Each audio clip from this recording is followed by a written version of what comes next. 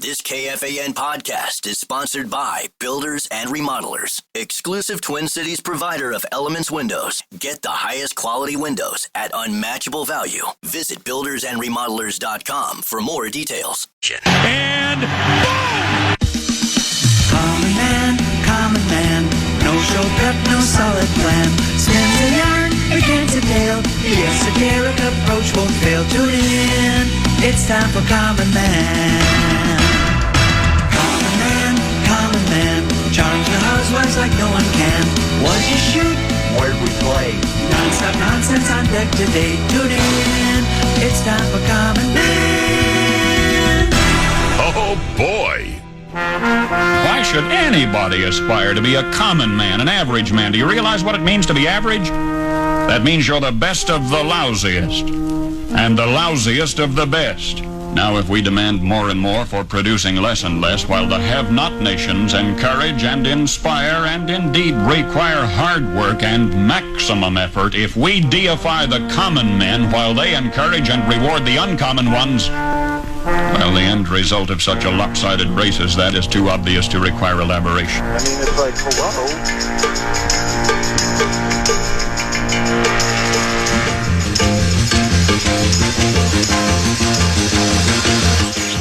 Time is running out on Dan Cole's round. Let's go to 15. Bob? Yeah, John Cole has been visibly angry. He's been talking to himself quite a bit. And it doesn't get any easier here on the par 3 15th hole at Minnesota National. This hole is guarded by two bunkers with a big tree in front of the green. Very challenging tee shot. He's opted to hit a 5-iron here. Cole, unreal pants, fluttering in the wind, mumbling to himself, I've got to have this shot. Hootie-hoo! Ooh, that's very well struck. Spinning through the air like a J.J. McCarthy pass. It's right on line. Looking good. Oh, my! It's in! I can't believe what I just saw. A hole-in-one for Cole at the 15th, and he's pointing at patrons in the gallery shouting, you doubted me, you doubted me, you doubted me, and now he's embracing his son, Peter. What a moment between father and son here at the 15th at Minnesota National.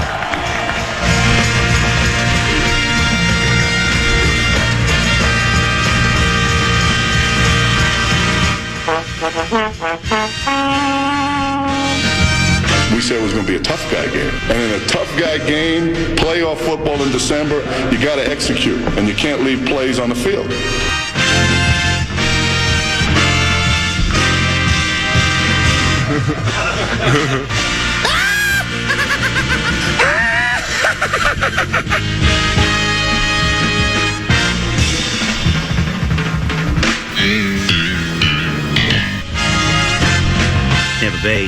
Tampa Bay. Tennessee. Yo, what up, Tennessee? I'm a fraud. Yes.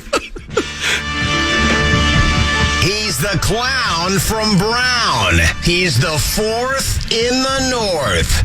This is the common man, Dan Cole. And it wasn't even a good 96. I mean, there's a difference between a bad 96 and a good 96.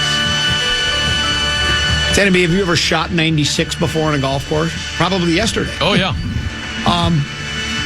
There's a difference. Do you know the difference between a good 96 and a bad? And this wasn't even a good 96. Sometimes you walk off a golf course at 96. That was actually a good 96. I worked hard for that. I've never been this bad playing golf. And Monday I shot 77 with a double. Tuesday, I shot 6 over par with a double. I don't know what I'm doing. But then you get to the final hole. Have you ever hit a tee shot that just jumps about 2 feet in front and dives into the tee box and makes a big ball mark and then kicks about 20 yards? Don't even know how that's possible. I've done it 4 times today. In one round, I did it 4 times, including on the 18th hole. Hit another one, did the same thing. I wasn't counting the second one, just I had to try it again, and that didn't work either. So then did you go Wyndham Clark into the? No, I wanted no, but so then what I did was I played my original because I played every shot out to the bitter end. Matter of fact, my playing partner wanted to give me a putt on 17 from 3 feet. I said, I can't take it. And then I was... It's not a gimme on today. No, and then you know what I was doing just for fun? Because I really thought I was going to make it. I did the old... when the guys... You do this one where you walk between the ball and the hole and you kind of straddle like this. Yeah. You're looking for the... Well, you're trying to get the feel on your feet. Yeah, feel if there's on your any... feet. And I'm literally only 3 feet from the hole, and I'm doing it. I did it twice, and then I'm doing this where you... Like, I've seen you do this one, too. Aim point? Yeah, I do aim point. And that was just to try to put some comic relief into just a demoralizing day on the golf course, right? And I was just doing it for fun, and I still missed the putt. I literally missed it. No! And then I got to that last shot, which would have been my 90, because I ended up 3-putting. I 3-putted for double on 18, but I was on the green in 3. And that third shot, which would have been my 93rd shot. Yeah, no. My 92nd shot. I wish I should have had a calculator. I just took my time, stared at it, and I didn't swing very hard because I was afraid of leaning into it. And I hit it right at the flag with the proper trajectory, 9-iron. And it was like 25 feet short. I said, I got to try that again. I dropped another ball and went after it a little bit more. This one went the exact distance, about 15 feet right of the pin. So I'm going to go and play this afternoon because I think I can get it back. What a weird game. You shot a 96 and you're excited about your next round. I think I can get it back. Well, and I have to because I don't like to do anything else. I don't like watching TV. I don't like going to the movies. I don't like bowling. I don't like biking. I don't like hiking. I like pickleball. Did I tell you I played pickleball the other day? You did? Yeah. Really? That's fun. I went to Lucky Shots. Have you heard of Lucky Shots? I have not. They're over by Columbia Golf Course. I think they're doing Lucky. I think they're doing some advertising on one of our sister stations. And I met the owner and the general manager, and then somebody else I was introduced to them by sales gal. And I said, I've always wanted to play pickleball, but I never had. And he says, come on out, be our guest. And then I got a lesson. My wife and I got a lesson from Sammy Lee, who is a 19-year-old, just finished his freshman year at the University of Minnesota, and he's majoring in architectural landscape, okay? And he allegedly, I was told, and I shouldn't even say allegedly, he is the 5th best pickleball player in the state of Minnesota. Wow. So he was teaching us how to score and the double stuff. So he played, Potato and I played on the same side of the net, and then he played as the doubles on the other side. The scoring's a little complicated at first, Yeah, but here's what I'll tell you. I hit a drop shot that there was no way even the 5th best player did. And I think pickleball, and maybe I'm fooling myself, you find it less difficult. I don't say easy. I don't use the word easy with any endeavor. I find it less difficult than tennis. First of all, you don't have to cover as much ground. And with tennis, that ball bounces off that. You have to really be precise with that. Well, it's harder to serve in tennis, immensely. Exactly. And that pickleball, you can go after it pretty hard, and the ball's heavy enough as plastic. Yeah. Like I think the first couple serves I tried, but once I served 3 or 4, I never missed a serve. It's not that hard to do. I kind of like it. It is fun. It is fun. And as you mentioned, it's less running, which is what I like. And we're thinking of maybe putting together some kind of a KFAN Common Man event. We'll have a tournament. Above average at that. Might be kind of fun. So I think I could maybe it's time I hang up the clubs and I start just playing pickleball. The thing is you can't play pickleball by yourself at 5 o'clock in the morning. No. I can't do it. So that's very popular though. If you just go to any random tennis court that's just been taken over by pickleballers, you can find a match. I know, but I don't want to. That's like the uncomfortable silence. I don't know if I want to do that. Here's the worst part. I got Rube Golf coming up. I have all sorts of people that have bid on me to play golf. And I mean, if I'm bad, it's not the end of the world, but I'd rather not be a terrible player because they want to hear me cock off and go, club is my brush, ball is my paint, core is my knockdown, punch, cut, fade, draw, right up the gut, that whole thing. I look at the first guy and I go, I can cut 5 shots off your round. He knows the line's coming, but he doesn't. He walks into it intentionally. How is that? Skip the first par 3 you got to. Got any other advice for me, Common? Yeah, take 2 weeks off. And then he goes, and then what? Quit. And they love it. I even ask them after the first hole, I say, do you guys care if I rip you and give you a hard time? They go, no, that's why we paid money to a charity to play golf with you. We want you to. It's hard for me to do that. I'm going to be ripping myself is what I'm going to be doing. It's just, it looks like I've never played golf before. How does that happen? Well, I'm well aware of it. I've seen it many times. 3 days ago, I shot 6 over par. Today, I was, what is 96 on a par 72? Is that 24 over? 24 over, yeah. I was 24 over par. 24 over. All right. Where was it at? Where'd we play? Keller. So good. It is a good course. And I will tell you, the renovation, I think the renovation was done by, not Howie Mandel. I think his name is Richard Mandel. He also did the one at Braemar as well. This guy knows his stuff, and they've taken Keller and made it, which was already a great golf course. Hell, it hosted a PGA championship back in the 50s. It also, they used to play the St. I would say it's legendary. It's legendary. Yeah. They used to play the St. Paul Open there for years. They have inside the clubhouse, they have all sorts of black and white photos of the Sammy Sneads of the world and such like that. And when longtime golf professional Tom Purcell was still there, they had all these old 1940s and 50s photographs of guys playing golf, the legends, right? And I said, if I take a black and white photo of myself playing golf, like holding my putter in the air or something, would you let me hang it on the wall? He said, absolutely. And I just never did it. Because how good would it be to people walking by and go, look, there's Sam Snead. Oh, look, there's Arnold Plummer. There's Julius Bohr. Who's that? And then it would be me. I wanted to do that, but I don't know. Anyway, we played, but it was just ugly. So, but you know what? Forget that. The biggest event of the day comes up at 1:30 today. Is this the fourth annual? Fourth annual. Program Password Invitational. It's a great matchup. Their battle will be legendary. It will be the Broads. They're back. Be Lil Broads B. back. Broads back. It'll be Lil B and Barnes taking on what I look as did Darth Vader have a sidekick? Because these are the bad guys. This is Darth Vader and whoever his sidekick was if he had one.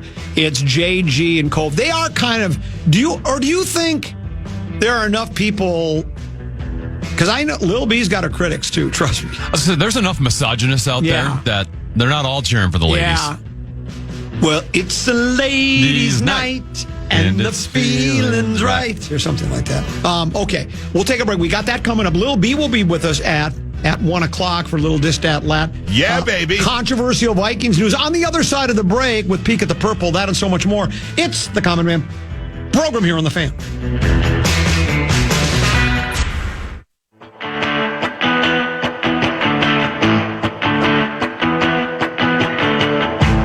Contest page at KFAN.com and enter for your chance to win a 2-night stay at Breezy Point Resort for 4, including golf, all thanks to Custom One.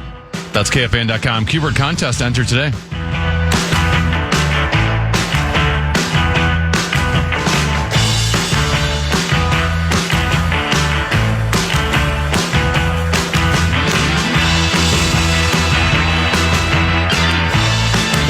Peek at the Purple. It's brought to you by our friends at Affordable Electric.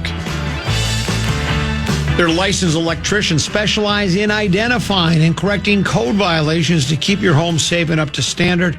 From outdated wiring to missing GFCIs, they fix it all quickly and correctly. As a family-owned and operated business, your safety is their priority. Affordable Electric, fixing it right. Powering it safe. Affordable-electric.com. Affordable-electric.com. I'm not tired of doing the bit. I'm just having trouble finding the sound effect. Affordable Electric is shockingly affordable. So, Teneby, the other day you presented me with a story about luxury players. You're a luxury producer. There was a list of players that are kind of specialty almost. And on that list was Minnesota Viking tight end, a blocking tight end, backup tight end. Josh Oliver, is that it? Yes. I was thinking his name was Oliver Josh. I have issues. Josh Oliver's on that list. Pete Prisco, you know that name, yes. CBS Sports. He put together his top 100 players going into 100 players going into 2025. How many Minnesota Vikings do you think Pete Prisco has listed in his top 100? Top 100? Well, I'm going to go Justin Jefferson's on that list. Okay. Man. Jonathan Grenard? Andrew Van Ginkel? Nope. Don't tell me we just have one. There's one more. Darisaw? Yeah, that's it. Only two. I thought we were big game contenders. Jefferson is number 5 on that list. Yeah.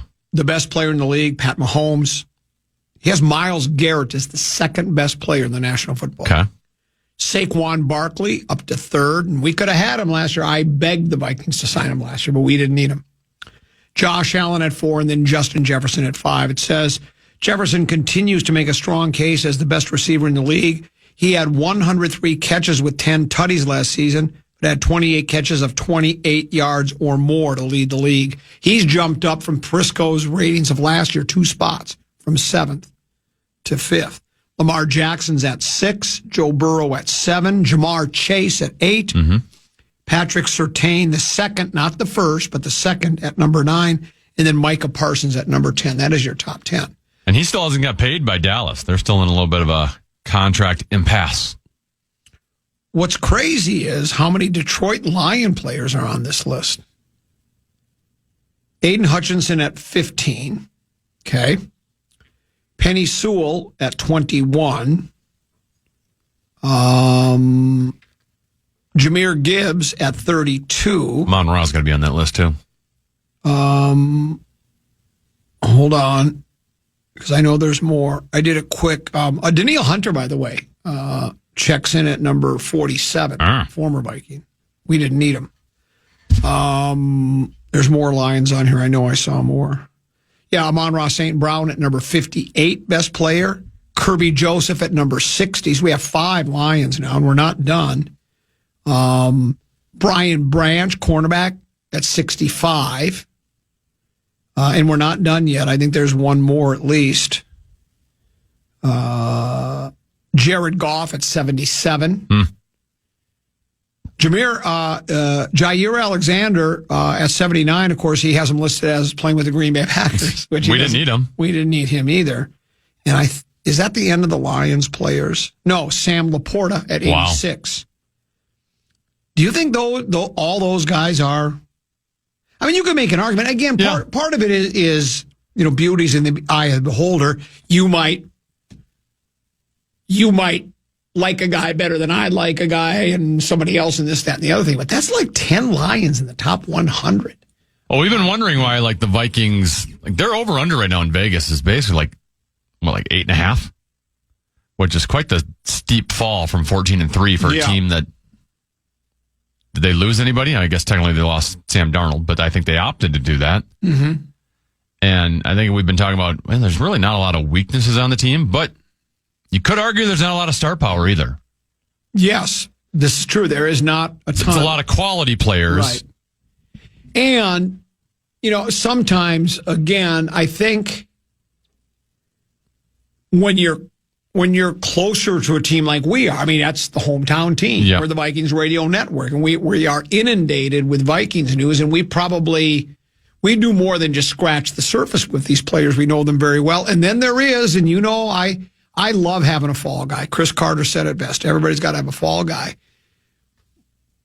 But there is a lot of, and we're probably not the only market, there is a lot of duckies and bunnies in the media, and they start selling hope. As a matter of fact, during training camp, or this mini camp the Vikings just had, Fish Wrap Factory did 6, 7, 8, 10 stories easily. Every one of them had a positive twist to it. Not one said, this isn't looking so good, or we might have a weakness here. This might not be. Everything was, new line looks good. The quarterback, he's ready to play. He's absorbing everything. He's high-fiving everybody, and all the stories right. And that's okay. It's like we talk about when we talk Polet pocket protectors as we're in spring training.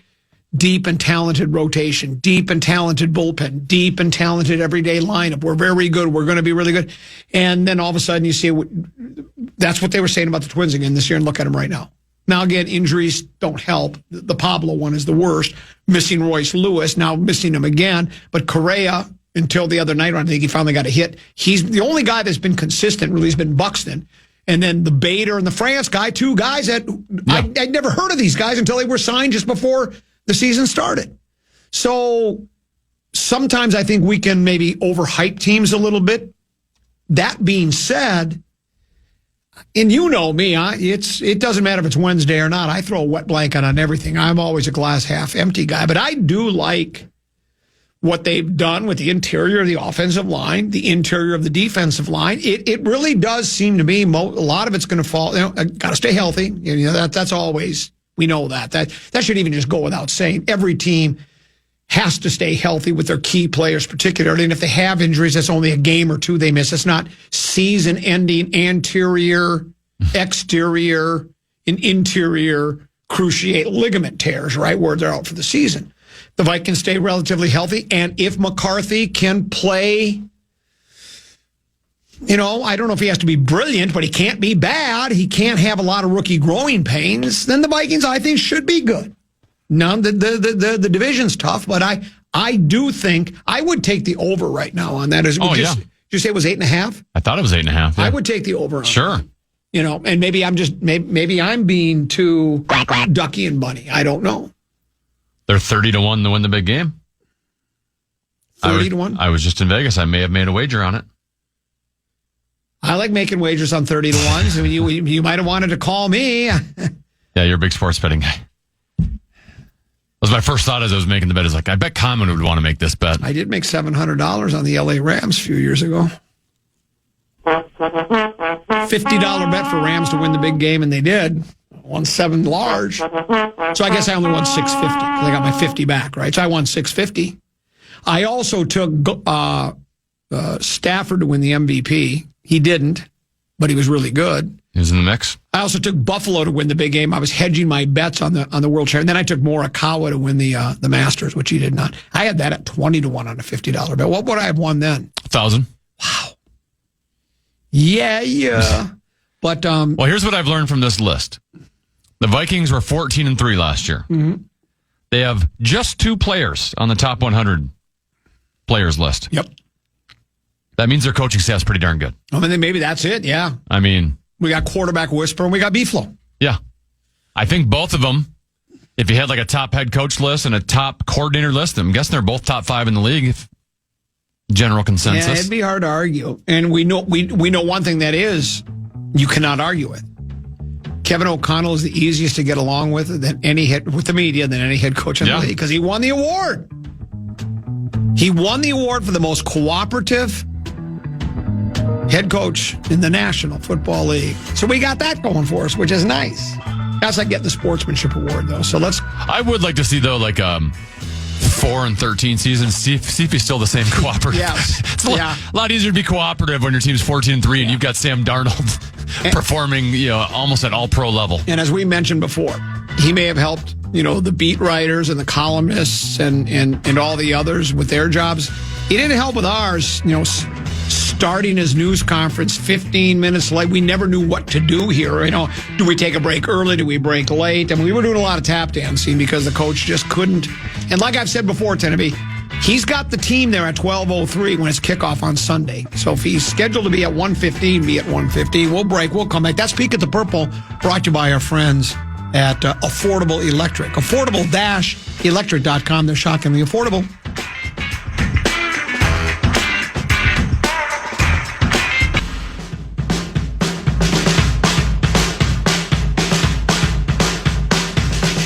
Thanks to friends at Unreal, you can restock your wardrobe with Unreal Golf Apparel this year, just like Common.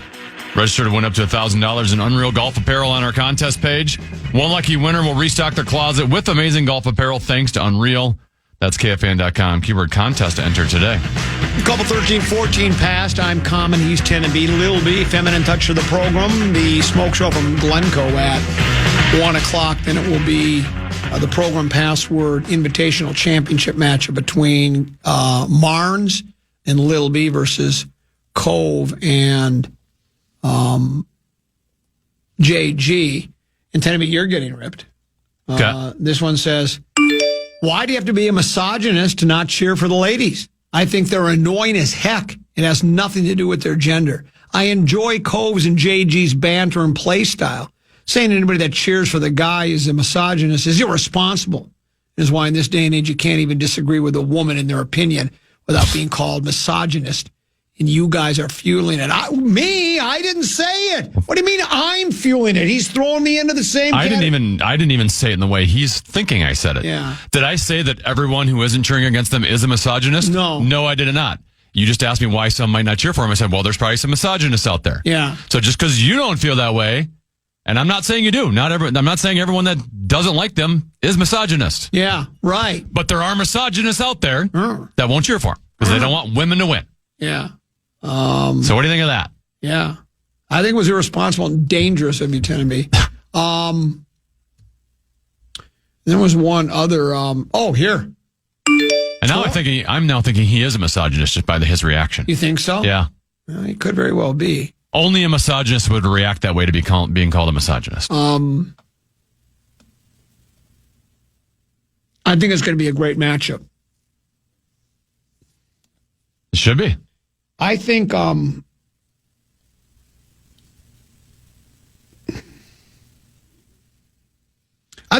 gets a little smarmy. I think he thinks he's really good too. You know what I'm saying? I think he's kind of cocky. Well, it's the Edina. Yeah, so upbringing. I that's why for me,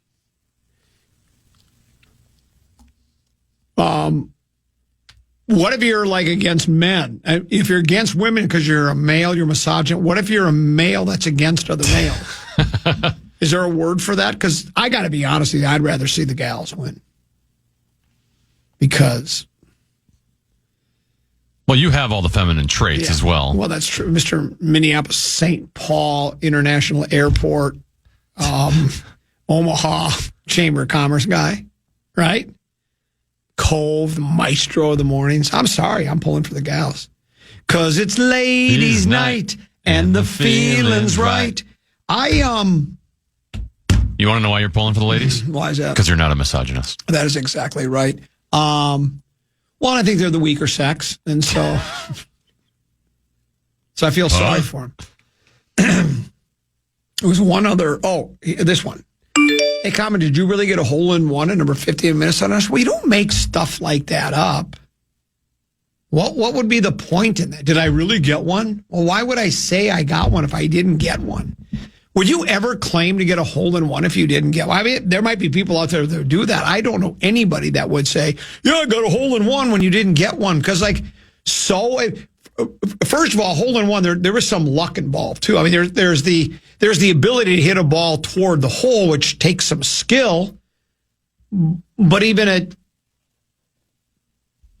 who was telling me? Baby brother Peter said a buddy of his, Aiden, who doesn't really golf much, just got a hole-in-one last weekend. Doesn't play much. Yeah. Doesn't have, I'm not trying to rip the kid, but he doesn't have a great swinger. He doesn't play golf. He just goes out and knocks it around. He made a hole-in-one. Don't you hate those people? Yeah, exactly. So there's just some luck involved in it, too. I wouldn't make it up. I had 3 witnesses, too. I'm sure I played the audio highlight during the montage today. They heard it. Was just wondering if it probably was a bit or not. Well, he's got to know it wasn't a bit. We wouldn't even do a bit like that because, I would pick, we would do the bit where it would be number 4 at Augusta National Golf Club or something, right? Not that there's anything wrong with having it at Minnesota National. Well, in his defense, we've played audio like this before that was a bit. I mean, this wasn't a real highlight.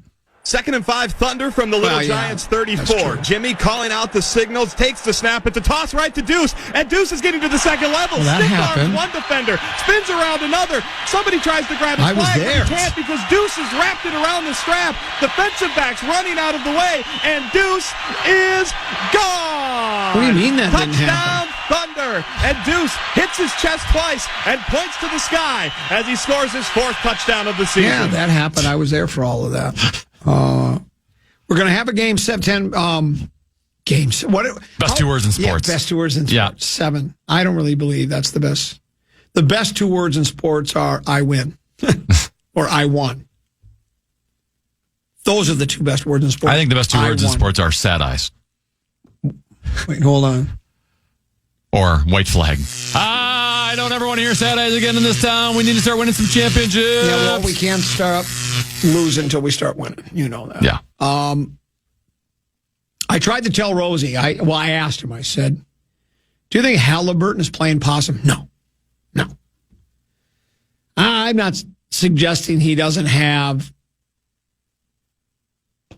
a tender. What is it? Is a calf? He might have a tender calf, but it's not as bad as. I mean, he's questionable for the game. He looked pretty good last night to me. Now he only played something like 23 minutes. He only had 14 points. But he didn't look much worse for the wear to me. Now, again, full disclosure, it's not like I was locked in at the beginning of the game and locked in all the way to the very end. As a matter of fact, you could tell that game was over and I gave up on it. Are you that sort of a fan, tend to be, if you're watching a game in which you really don't have it's not your hometown team. No, yeah. You're watching a game, and if a game gets out of hand and you know this team's not coming back, I just turn it off, and that's what I did last night. But I also asked Rosen this. It was a question that came from a text messenger, and I didn't ask you. And Rosen has a way of just deflecting and not answering questions. If you were a Thunder fan and had tickets for Game 7, were you sort of kind of like rooting against them because you would rather watch them? I mean, what is better? You know, like the 1991 World Series, 5 minutes after Game 7, I was on the field slapping Big Black Jack Morris on the back. That wouldn't have happened if they were playing that game in Atlanta. I wouldn't have been there. And it still would have been cool to have your team win the whole thing, watching it on television, but being there is a whole different thing. Now, I'm at the point of my life where I don't need to be there for those kinds of things. I said this to you before. After seeing the greatest Game 7 in World Series history, I don't think there's another sporting event that would top that for me.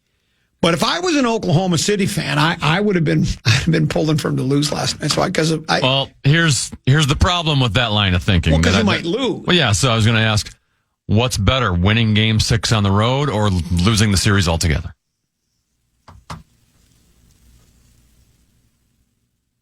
Losing the series altogether. I'd rather win. Because now you might, as a season ticket holder, go to the game and see your team melt down and choke two games away, and you had to witness that sadness. I'd rather take that chance, though. To me, it's worth it. There's risks in everything you do, tend to be. Maximum risk? Maximum profit. So for me, and again, I don't expect, as a matter of fact, I would bet I'd get outvoted 99 to 100 by most listeners. I don't know if we have 100 today. I don't know if we've ever had 100, but I would bet 99 out of 100 I would be the one that says I'd rather my team lose Game 6 on the road so I could watch them win it all. Especially because I have a lot of confidence in that Thunder club. Now, I know Indiana's good. Obviously, they've won half the game so far. They forced a Game 7. But I'd take my chances. I really would. I really, truly would. If you're Wild, Tennessee, they're playing. I think as a Minnesota sports fan, we can't rationally ask this question because we are so desperate for any type of win. We don't even want it. We want it to go on a 4-game sweep. We don't even want drama in the series because it'll test us. If we were up 3 games to none and then lost, and it was 3-1, we'd going, uh-oh. Oh, yeah, we're in panic mode. Uh-oh. Then all of a sudden 3-2. Then you basically if it gets to 3-2, then you know it's over. Right? Why do you think our teams are all so bad? They feel the anxiety from the fans. I've had somebody suggest that. Full Monty has suggested that to me. John Montague. He says the vibe in a stadium can affect performance of players. I don't believe it. I don't think Gary Anderson missed that field goal because Vikings fans were on pins and needles. Do you think that had anything to do with it? Do you think Gary may have missed that because... I think we got lots of evidence. I've seen enough wild power plays in the playoffs to know maybe... Well, it's because they don't shoot. Well, it's because they got tension from the fans. If they would listen to the fans and shoot... Well, what happened in 87 and 91? We won those games. We got a rookie who's played in 2 career games. He's got the puck at the top of the point of the power play, and fans are yelling and screaming at him. Just let him play.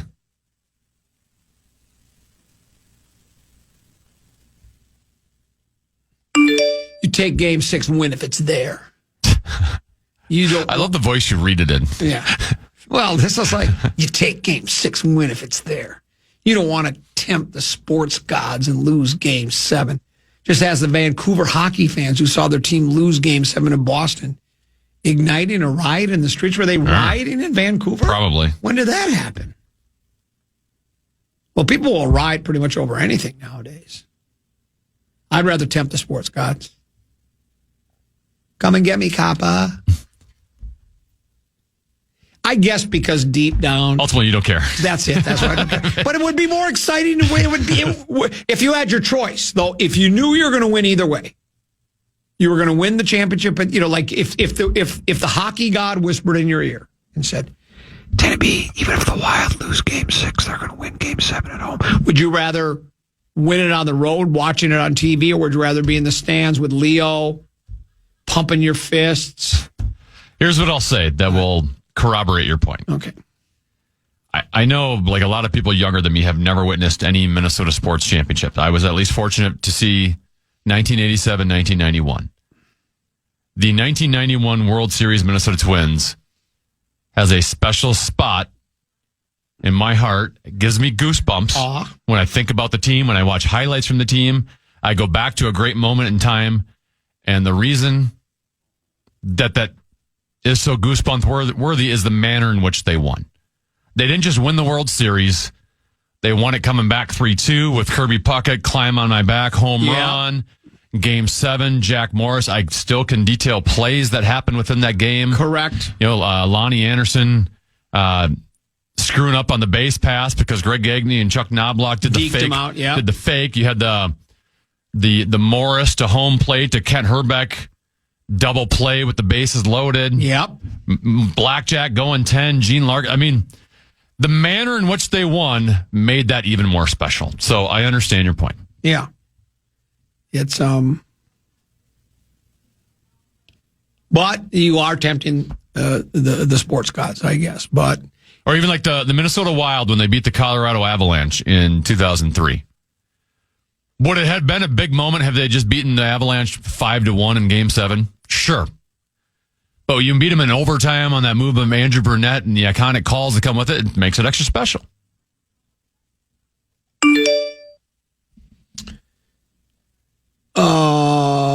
Blaming fans for the failures of our teams is a crap talking point. Here's another one. Sounds like Tena doesn't want fans in attendance for Minnesota home playoff games. We're too anxious and insecure. Sounds like you'd rather we just boycott the games and have an empty stadium. Here's one. My 8-year-old is great at ignoring me when I give him suggestions on his soccer or hockey. You mean to tell me that a pro athlete can't tune out fans yelling at them? Preposterous. Yeah, my kids definitely can tune me out. Yeah. Hey, comment. No, the beauty of this all is to say stuff like you just did and you still get paid. It's an awesome gig if you can enjoy it. So he thinks I'm just saying it and don't believe it. Is that what he's saying? Or I don't understand what he means. Well, I really mean, and you know that. I mean, I've admitted this. For the longest time, I was convinced in my heart of hearts I did not want the Lions to win the whole thing. Because I've gone over it before. Then you don't have that wait till next year kind of thing. And other Lions fans see it, and you kind of, that wink and a nod, knowing, it's just the tough luck kiddies, like the Cubs fans. And they finally won it all. But as I watched the kiddies square off against San Fran in the NFC Championship game, I said, no, I can't root against Detroit.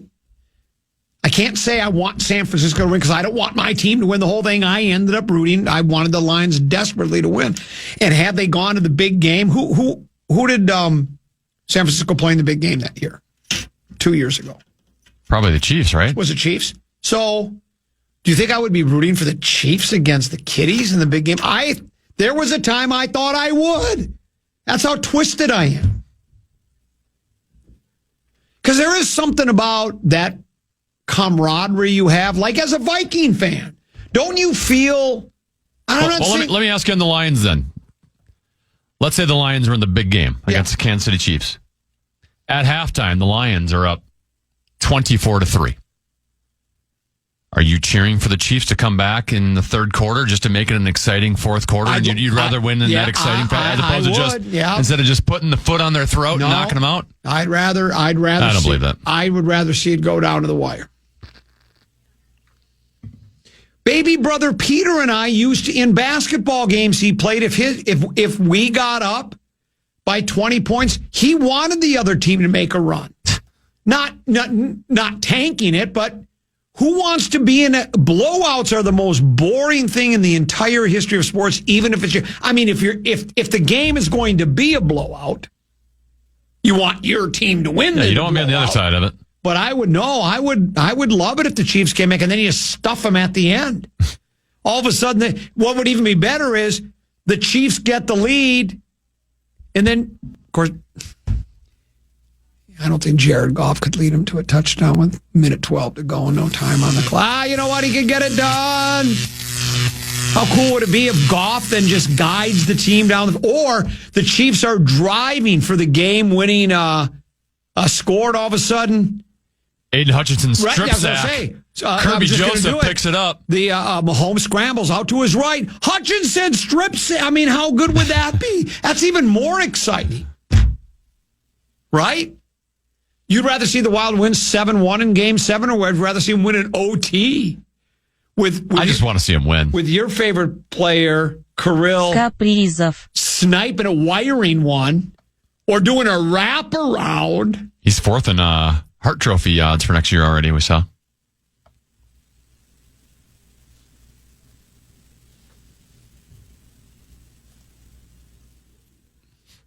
Were you calling him Lonnie Anderson?